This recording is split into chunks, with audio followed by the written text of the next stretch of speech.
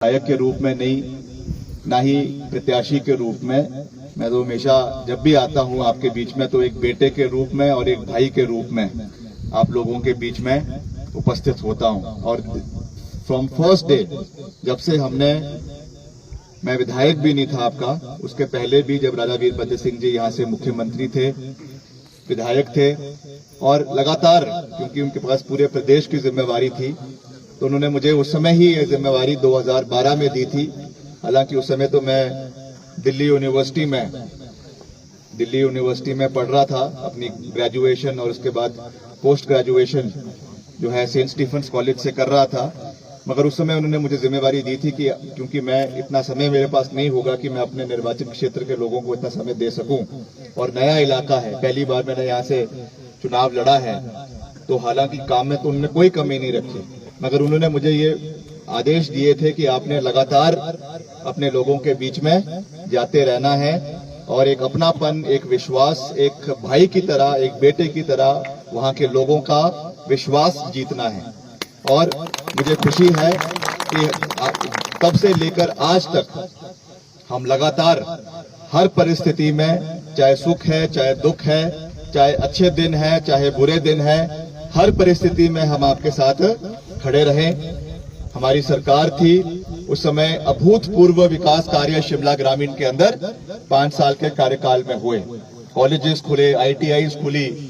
सबसे बड़ी पेयजल योजना हिमाचल प्रदेश की गडो गंडल स्कीम, जिससे करीबन 40-45 पंचायतें शिमला ग्रामीण की कवर हो रही थी, वो इसके माध्यम से बना। और भी ऐसे अभूतपूर्व विकास कार्य राजा वीरभद्र सिंह जी ने यहाँ करवाए, और केवल इसी इलाके में नहीं, वो तो पूरे हिमाचल प्रदेश के, आधुनिक हिमाचल प्रदेश के निर्माता थे। उन्होंने तो पूरे प्रदेश का विकास करवाया। मगर वो ये खुशनसीबी थी शिमला ग्रामीण की कि वो यहाँ से चुनाव लड़े और उन्होंने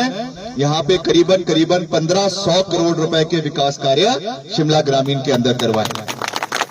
उसके साथ लगता हुआ हमारा सोलन का इलाका है, अगली पंचायत सोलन की शुरू हो जाती है, सेरी की, और इस इलाके में भी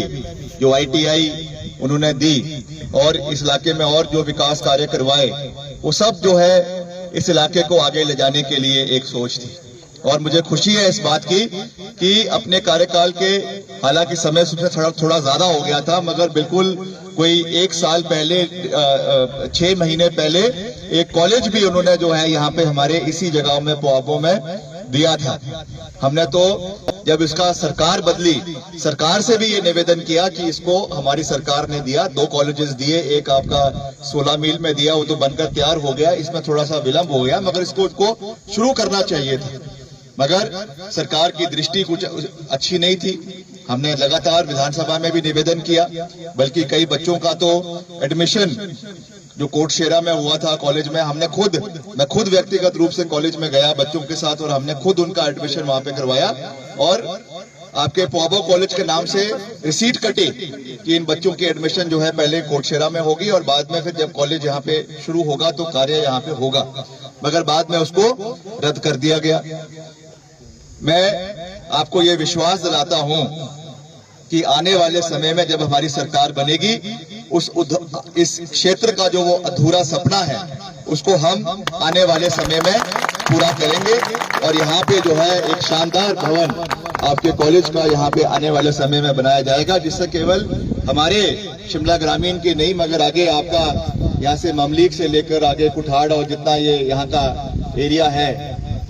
जितनी भी यहाँ की 20-25 पंचायतें इस पूरे इलाके की है, उन सबको इसका फायदा जो है वो आने वाले समय में मिलेगा। बाकी मैं कोई ज्यादा लंबी बात नहीं कहना चाहता। आपके विधायक, आपके जो हमारे प्रधान जी है, उन्होंने बड़े विस्तार पूर्वक जो सारी काम हमने किए हैं, चाहे हमारी सरकार के समय में हुए हैं, चाहे विधायक रहते हुए हमने किए। और ये जो आपको अभी हमने ये रिपोर्ट कार्ड दी है, इसको आपने जरूर समय रहते हुए पढ़ना, ये हाथ साफ करने के लिए नहीं है ये इसको आपने ध्यान से इसको पढ़ना। ये हमारी रिपोर्ट कार्ड है, जैसे बच्चे होते हैं स्कूल में, उनकी भी रिपोर्ट कार्ड होती है, तो ये हमारी 5 साल की रिपोर्ट कार्ड है। आप सब हमारे हेडमास्टर और हेडमिस्ट्रेस हैं, मशरानियां हैं, तो आपने हमको मेरिट में पास करना है, क्योंकि मैंने सारा का सारा काम आप लोगों के सामने रख दिया है। जो हमने किया है विपक्ष में रहते हुए भी जब हमारे हाथ बंधे हुए थे तब भी हमने 100 करोड़ रुपए के विकास कार्य शिमला ग्रामीण के अंदर किए हैं। उसका सारा का सारा लेखा जोखा जो है वो इस रिपोर्ट कार्ड में है। और जो कुछ अगर कोई कमी पेशी रह गई है उसको भी हम स्वीकारते हैं और उसको हम आने वाले समय में जब हमारी सरकार बनेगी हम उसको भी पूरा करेंगे। इसका मैं आपको पूरा विश्वास दिलाना चाहता हूं। हमने एक नई शुरुआत शिमला ग्रामीण के अंदर हमारी महिलाओं के सम्मान के लिए करी। पहली बार ऐसा हुआ कि सारी महिला मंडलों को सम्मान राशि दिलवाई गई, उनको एक मंच जो है वो खेल कूद के लिए जो है रसाकसी के माध्यम से दिया गया। आज तक ऐसा नहीं हुआ था। हमने भी शुरुआत करी, हमको लगा पहली बार कुछ ऐसा कर रहे हैं, मगर बड़ा अच्छा रिस्पांस मिला। आने वाले समय में हर साल हम आपको विश्वास दिलाते हैं कि इस तरीके के कार्यक्रम केवल रसाकसी नहीं मगर और भी कार्यक्रम इसमें हम जोड़ेंगे ताकि हमारी महिलाओं को एक अच्छा मंच मिले, वो अपनी आवाज को बुलंद करे, अपने क्षेत्र की आवाज को बुलंद करें। युवाओं के लिए जो हमारे युवा साथी है, भाई बहन है, उनके लिए भी हमने हर साल हम क्रिकेट के टूर्नामेंट का आयोजन करते हैं ताकि हमारे युवा जो है वो नशे से दूर रहें। आज जिस तरीके से चिट्टा है, केमिकल ड्रग्स है आपका और ऐसे ड्रग्स हैं जिसका प्रचलन बढ़ते जा रहा है, उससे युवाओं को दूर रखने की आवश्यकता है। इसीलिए हमने क्रिकेट टूर्नामेंट का आयोजन करवाए और मुझे खुशी है कि अभी जो क्रिकेट टूर्नामेंट इस साल हमारा हुआ उसमें करीबन 3,500 युवा शिमला ग्रामीण के उसमें उन्होंने भाग लिया और करीबन 2,500 हमारी महिलाओं ने जो हमारी रसाकसी का कार्यक्रम हुआ, दोनों आपके जो हमारा टूटू ब्लॉक है और दूसरा जो हमारा बसंतपुर का ब्लॉक है, दोनों को मिलाकर हमारी इतनी महिलाओं ने इसमें भागीदारी की। उसके लिए मैं आपको बधाई भी देना चाहता हूं और भविष्य में हर कार्य को, चाहे वो सामाजिक है, चाहे व्यक्तिगत है, चाहे धार्मिक है, चाहे राजनीतिक है, हर क्षेत्र में हम अपनी पूरी भागीदारी आने वाले समय में सुनिश्चित करेंगे। इसका मैं आपको पूरा विश्वास दिलाता हूं। और जो 10 बड़ी गारंटियां हमने अपने कांग्रेस पार्टी के वचन पत्र में, गारंटी पत्र में दी है, मैं आपको ये विश्वास दिलाता हूं कि वो सारी की सारी गारंटियां को हम पूरा करेंगे। ये विक्रमादित्य सिंह की आपको जुबान है। चाहे वो नंबर 1 ओल्ड पेंशन स्कीम की है। ओल्ड पेंशन स्कीम के अंतर्गत हमारे करीबन 2 से 2.25 लाख कर्मचारी प्रदेश के अंदर, जिस दिन हमारी सरकार बनेगी 8 दिसंबर को पहली कैबिनेट मीटिंग जो जनवरी के महीने में होगी, उसकी पहली कैबिनेट मीटिंग का पहला निर्णय प्रदेश के अंदर ओल्ड पेंशन स्कीम की बहाली होगी। इसका मैं आपको पूरा विश्वास दिलाना चाहता हूं। और उसमें हम सारे जो हमारे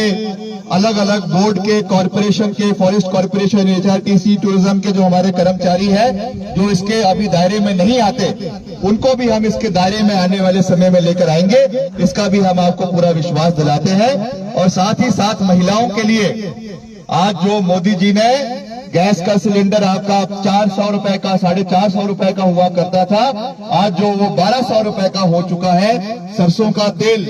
आज 250-300 रुपए का हो चुका है। इससे निजात दिलवाने के लिए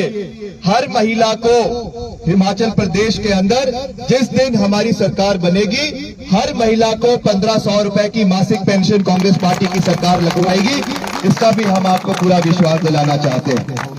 और कुछ हमारे आउटसोर्स के कर्मचारी हैं, उनके लिए भी हम एक पॉलिसी आने वाले समय में बनाएंगे ताकि उनका भविष्य भी जो है उसको भी हम मजबूत कर सके। उसके लिए भी हम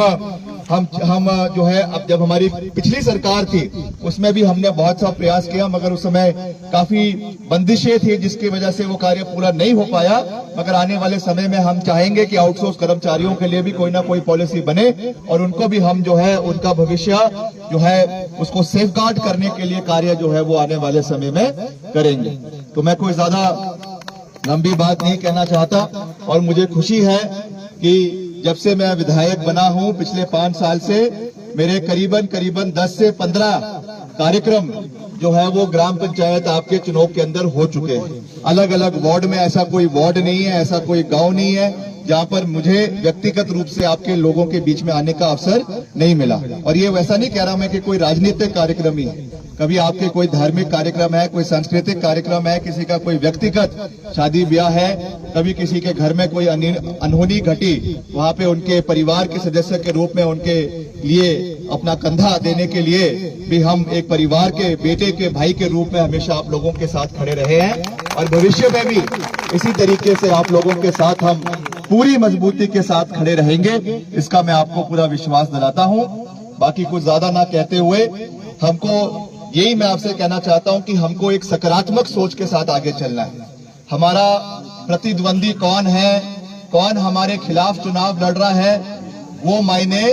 नहीं रखता। और मैं आपको ये बात बिल्कुल साफ कर देना चाहता हूं कि ये चुनाव विक्रमादित्य सिंह का चुनाव नहीं है, ये चुनाव कांग्रेस पार्टी का चुनाव भी नहीं है, ये चुनाव शिमला ग्रामीण के 70,000 मतदाताओं का भविष्य का चुनाव है। इसमें आप लोगों ने, मैं ये भी नहीं कहूंगा कि आप मुझे ही वोट दो, आप अपनी आत्मा को साक्षी मानते हुए खुले मन से ये जहन करे, ये ध्यान करे कि किस व्यक्ति ने, किस पार्टी ने, किस सोच ने दलगत राजनीति से ऊपर उठकर आपका विकास किया, और जिसने भी किया होगा आप उसका समर्थन करें। मैं आपसे ये आह्वान करना चाहूंगा और आपसे ये भी निवेदन करना चाहूंगा कि पिछली बारी जैसा मनोज जी कह रहे थे कि कुछ % लोग थे जो हमारा समर्थन पिछली बारी किन्हीं कारणोंवश नहीं कर पाए, मैं उनसे भी विनम्रता से निवेदन करना चाहूंगा कि आप भी अपनी आत्मा को साक्षी मानते हुए ये देखिए कि 5 साल भाजपा की सरकार रही, क्या कार्य उन्होंने 5 साल में हमारे निर्वाचन क्षेत्र के अंदर करवाए। आज जो हमारे माननीय प्रतिद्वंदी है, हम उनका मान सम्मान करते हैं, हमको उनसे व्यक्तिगत कोई बैर नहीं है, मगर जब वो हमारे बीच में आएंगे, आपके बीच में अगर वोट मांगने आएंगे, आप उनसे पूछना कि 5 साल में क्या कार्य उन्होंने इस इलाके के विकास में करवाया, किसके सुख में, किसके दुख में वो खड़े रहे। सरकार ने उनको एक ऊंचे पद से नवाजा हुआ था,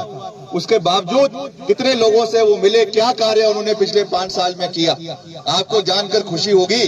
कि जो हमारे प्रतिद्वंदी है, उनके गृह क्षेत्र का, उनकी जो होम पंचायत है शोकी में, वहां पे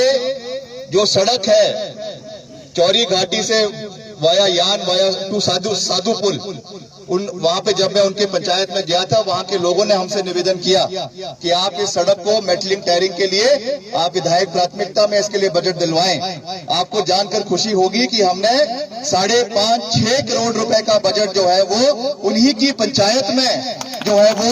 दलगत राजनीति से ऊपर उठ कर दिया। हमारे मन में कोई बैर नहीं, हमारे मन में कोई ईर्ष्या नहीं, हमारे मन में कोई भी किसी के प्रति व्यक्तिगत द्वेष भावना नहीं। मैं तो ये कहता हूं कि ये चुनाव शिमला ग्रामीण का है, हमने एक संकल्प लेना है कि नहीं लेना है कि शिमला ग्रामीण को हिमाचल प्रदेश का नंबर 1 का विधानसभा क्षेत्र हमने आने वाले समय में बनाना है। राया साहब ने जो नींव 1500 करोड़ रुपए की यहाँ पे रखी, अभूतपूर्व विकास किया, अब ये हम सब का दायित्व बनता है कि हम उस नींव को और मजबूत करें और उस नींव पे एक शानदार इमारत शिमला ग्रामीण के अंदर बनाएं, ताकि जो भी